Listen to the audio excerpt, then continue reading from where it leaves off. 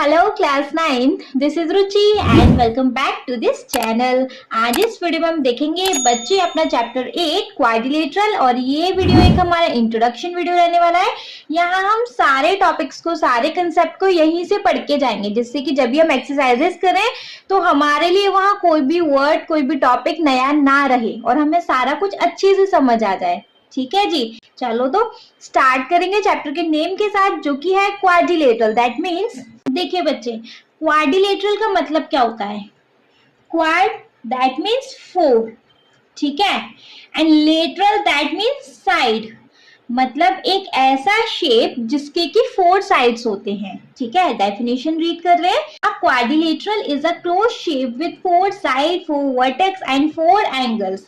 एक क्वाड्रिलेटरल एक ऐसा क्लोज शेप है जिसके की फोर साइड होने हैं, फोर वर्टेक्स होने हैं और फोर एंगल होने हैं। ये तीनों चीज जिसमें दिखाई दे वो एक क्वाड्रिलेटरल है, मतलब कि कोई ऐसा क्लोज फिगर जो कि फोर साइड से मिलके बन रहा हो। ठीक है, जैसे कि आप इस शेप को देख लो, इसके अंदर फोर साइड्स है, 1 2 3 4।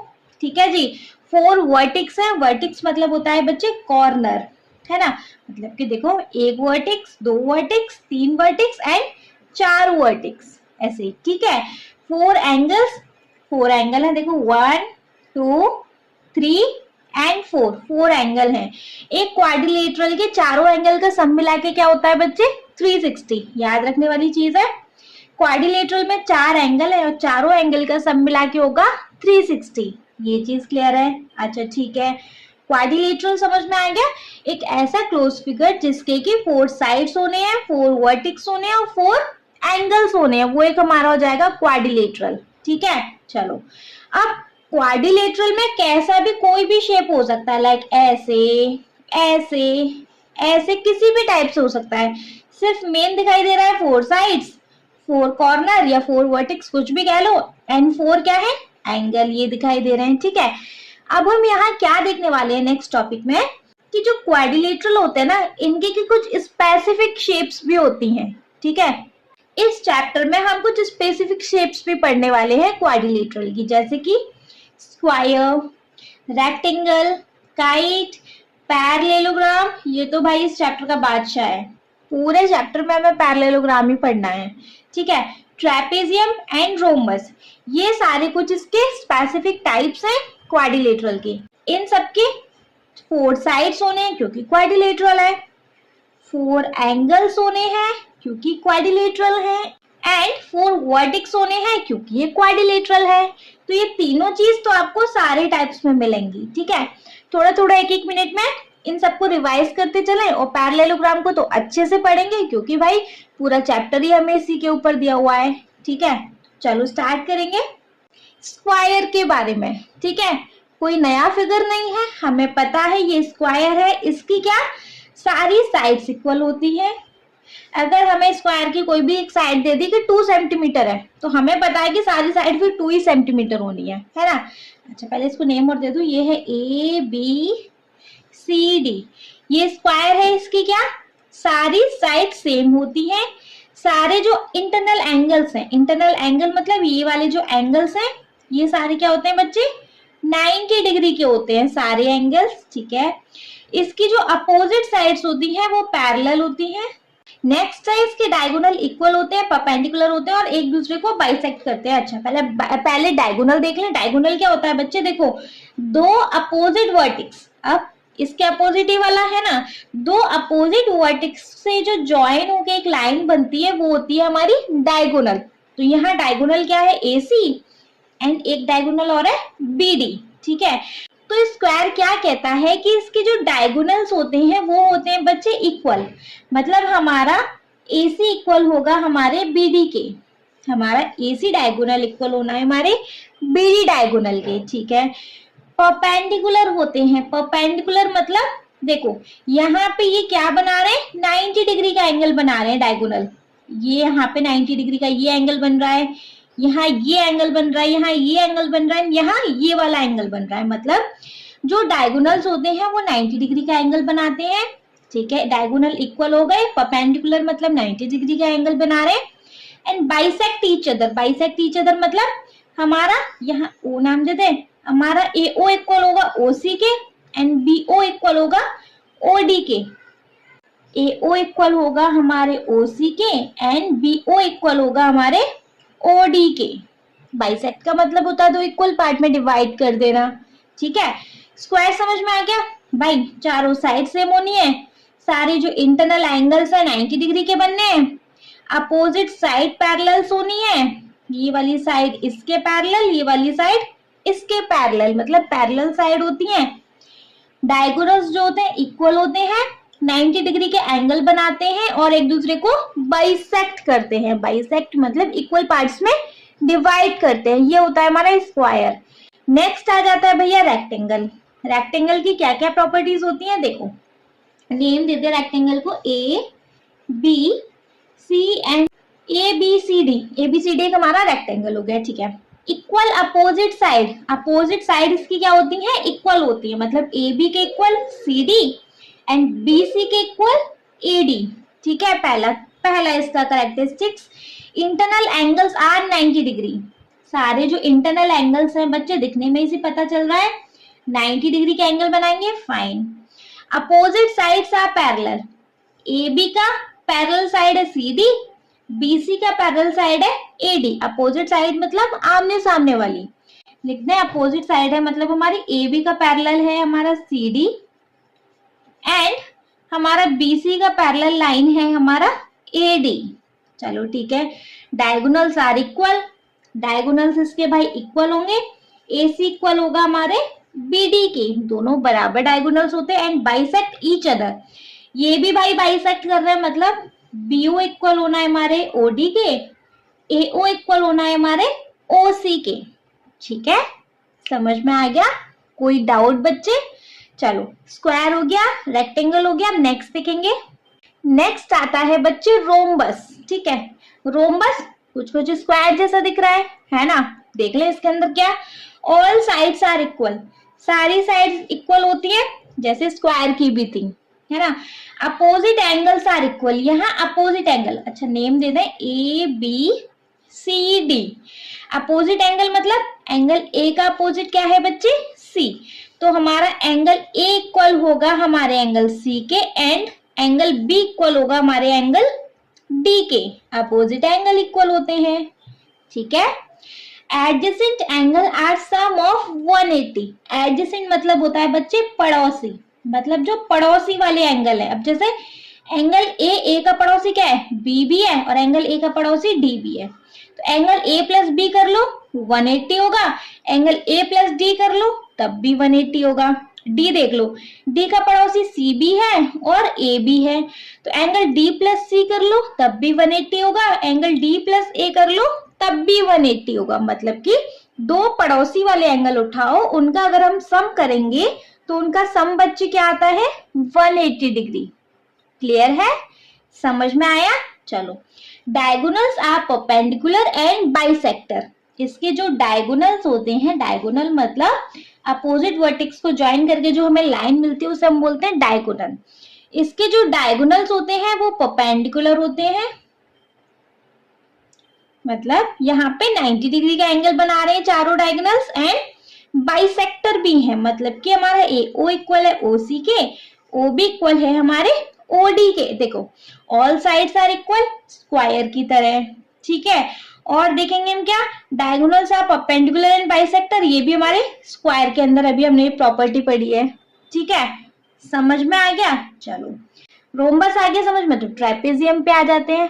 ट्रापेजियम क्या होता है बच्चे, देखो ट्रापेजियम होता है जिसके अंदर दो तो पैरेलल लाइन होती हैं और दो होती है हमारी नॉन पैरेलल, मतलब ये दोनों लाइन तो सीधी ट्रैक की तरह चल रही हैं, ये दोनों लाइन नॉन पैरेलल हैं, ठीक है। नेम दे दें इसको अगर हम ABCD, ठीक है। यहाँ देखेंगे हम, पहले देख लें, ये लाइन पैरेलल होती है हमारे इस लाइन के। अब देखो one pair of opposite sides are parallel, यही मैंने बताया, यहाँ पे एक पेयर अपोजिट साइड का पैरेलल होगा जो कि ये है। यहाँ पे हम लिख सकते हैं कि हमारा AB पैरेलल होगा CD के। दो अपोजिट साइड पैरेलल नहीं होती हैं, दो अपोजिट साइड्स पैरेलल होती हैं, ठीक है। चलो sum of angles on non parallel sides are 180। देखो नॉन पैरेलल साइड्स पे जो एंगल बनेंगे, देखो नॉन पैरेलल साइड क्या है, ये वाली, इस पे जो एंगल बनेंगे इन दोनों का सम क्या होगा 180, ये भी नॉन पैरेलल साइड ही है, और इसके जो एंगल बनेंगे इनका सम क्या होता है बच्चे 180। क्लियर है, समझ में आ गया। मतलब कि angle A plus angle D, इसका सम होगा 180, क्योंकि भाई नॉन पैरेलल साइड है, पैरेलल साइड नहीं है। सेम एज ये भी हमारी नॉन पैरेलल साइड है, सेम एज हम लिख सकते हैं angle B plus angle C, जिसका भी सम होगा हमारा 180 डिग्री। बच्चे आई नो सारा कुछ एकदम से तो समझ नहीं आ जाएगा, मैं इस बात से एग्री करती हूँ, लेकिन जितना समझ आ रहा है बहुत इजी शांत माइंड में रख करके उतना समझ लो। जब भी हम एक्सरसाइजेस करेंगे तो वहां भी मैं ये सारी चीजें एक बार रिवाइज कराऊंगी, आफ्टर देन मैं एक्सरसाइज को स्टार्ट करूंगी, डोंट वरी। ओके चलो समझ में आ गया ट्रापेजियम क्या होता है बच्चे। चलो नेक्स्ट शेप पे मूव कर ले। नेक्स्ट है बच्चे हमारा काइट, सबने उड़ाया है बस, काइट वो देखेंगे। अब हम अपने काइट वाले शेप को नेम दे दे, इसको A B C D.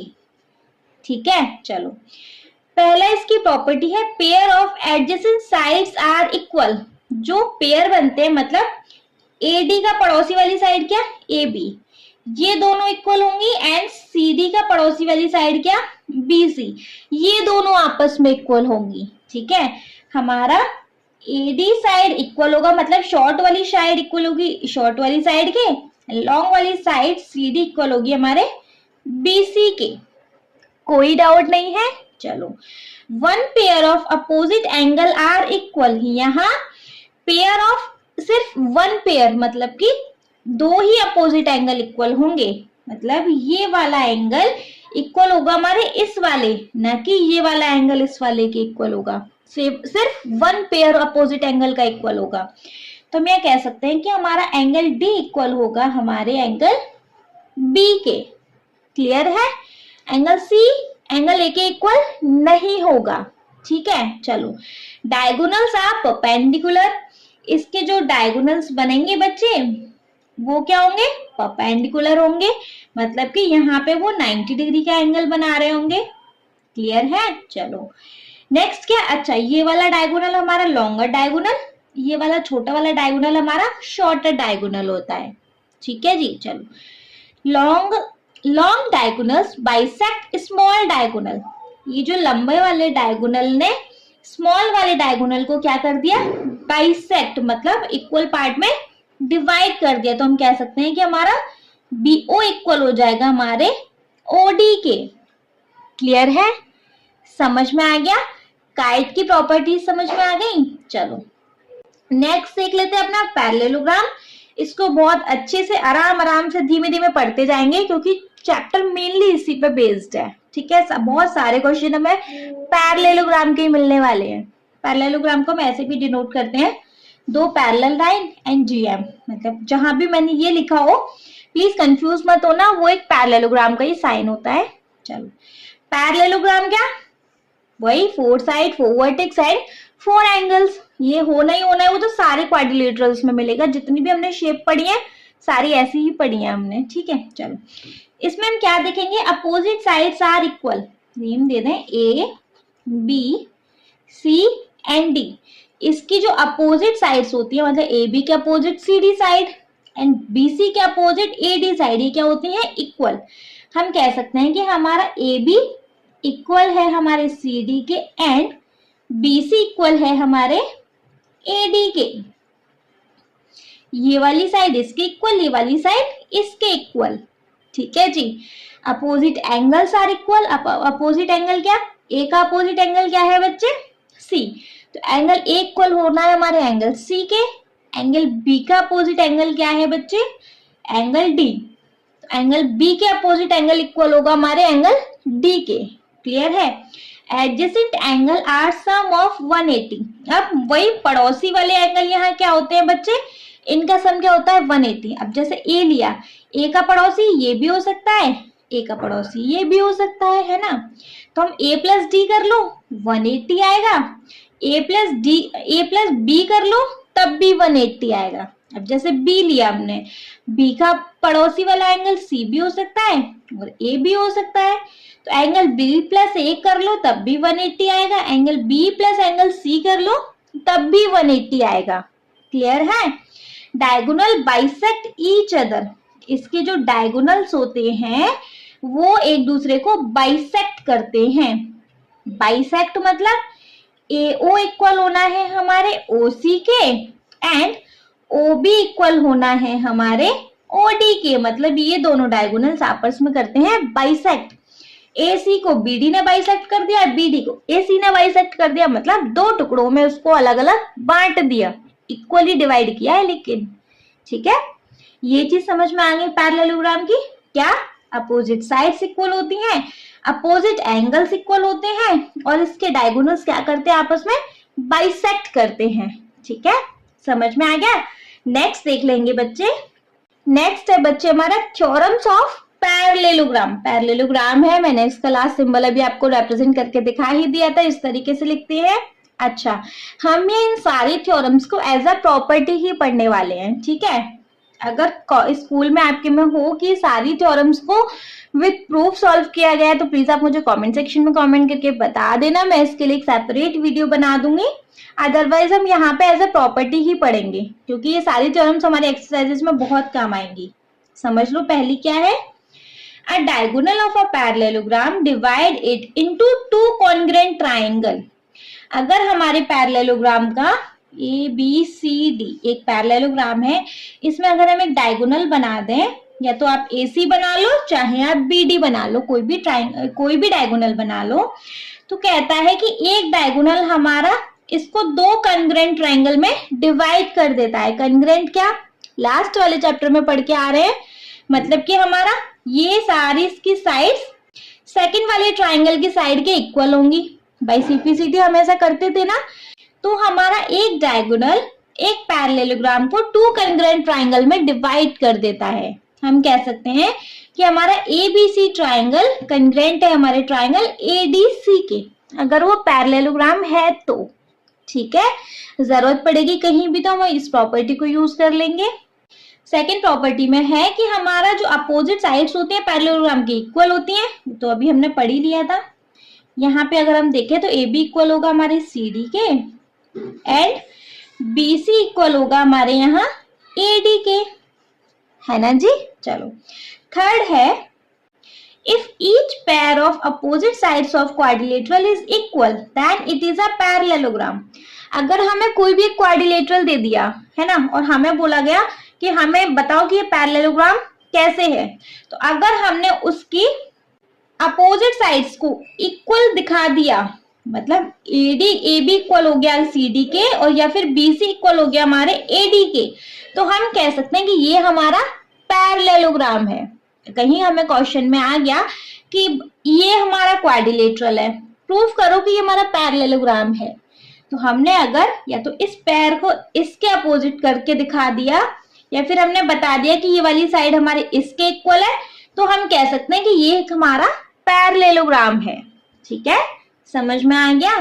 4 point देख लेंगे बच्चे। फोर्थ थ्योरम है in a parallelogram opposite angles are equal. Parallelogram के अंदर हमारे जो अपोजिट एंगल होते हैं, मतलब इसका अपोजिट ये वाला एंगल, नेम दे दें ABCD। अभी तो हमने ये चीज बताई, ए एंगल इक्वल है हमारे एंगल C के एंड एंगल B इक्वल होगा हमारे एंगल D के। पैरेललोग्राम की एक प्रॉपर्टी होती है। ठीक है, समझ में आ गया। नेक्स्ट है if in a quadrilateral each pair of opposite angles are equal then it is a parallelogram. Same यहाँ भी देख लो, क्वाड्रिलेटरल दिया हुआ है, क्वेश्चन ने बोला इसको पैरेललोग्राम बना के दिखाओ, तो हम क्या कर रहे हैं कि अगर हमें कहीं से कुछ भी कैसे भी मिल रहा है कि हमारा एक पेयर ऑफ अपोजिट एंगल भी एक दूसरे के इक्वल है, तो हम कह सकते हैं कि ये हमारा पैरेललोग्राम है। क्यों? क्योंकि इसके अपोजिट एंगल्स इक्वल होते हैं, है ना जी। चलो, नेक्स्ट है the diagonal of a parallelogram bisect each other. जो पैरेललोग्राम के डायगोनल्स होते हैं वो एक दूसरे को बाइसेक्ट करते हैं, मतलब कि इक्वली पार्ट में डिवाइड करते हैं। तो हम कह सकते हैं कि हमारा AO इक्वल होगा OC के BO इक्वल होगा हमारे OD के। क्लियर है, समझ में आ गया। चलो नेक्स्ट थ्योरम पे मूव कर ले, या कह सकते हो कि नेक्स्ट प्रॉपर्टी पे मूव कर ले। बच्चे नेक्स्ट प्रॉपर्टी है, if a diagonal of a quadrilateral bisect each other than it is a parallelogram. अगर हमें क्वाड्रिलेटरल दिया हुआ है, नेम तो दे दें ABCD, और हमें दिखाई दे गया कि इस क्वाड्रिलेटरल के डायगोनल्स एक दूसरे को बाइसेक्ट कर रहे हैं, तब भी हम कह सकते हैं कि भाई ये पैरेललोग्राम है। मतलब कि हमें अगर अपोजिट साइड मिल गई किसी क्वाड्रिलेटरल की इक्वल, तो हम कह देंगे कि भाई ये पैरेललोग्राम है। हमें अपोजिट एंगल इक्वल मिल गए अगर किसी भी क्वाड्रिलेटरल के, तो हम कह देंगे कि ये हमारा पैरेललोग्राम है। या फिर हमें इसके डायगोनल बाइसेक्ट करते हुए मिल गए, हम तब भी कह देंगे कि ये हमारा क्या है बच्चे, पैरेललोग्राम। दैट इज क्लियर, समझ में आ गया। चलो इन शॉर्ट हमने क्या पढ़ा कि पैरेललोग्राम की अपोजिट साइड इक्वल होती हैं, अपोजिट एंगल इक्वल होते हैं, और उसके जो डायगोनल्स होते हैं वो क्या करते हैं, एक दूसरे को बाइसेक्ट करते हैं। पैरेललोग्राम के बारे में हमने थोड़ा सा एक ब्रीफ नोट बना के रख लिया। अपोजिट साइड इक्वल मिली तो पैरेललोग्राम, अपोजिट एंगल्स मिले तो पैरेललोग्राम, डायगोनल्स बाइसेक्ट करते हुए मिल गए तो पैरेललोग्राम। ठीक है, समझ में आ गया। चलो नेक्स्ट थ्योरम को देख लेंगे।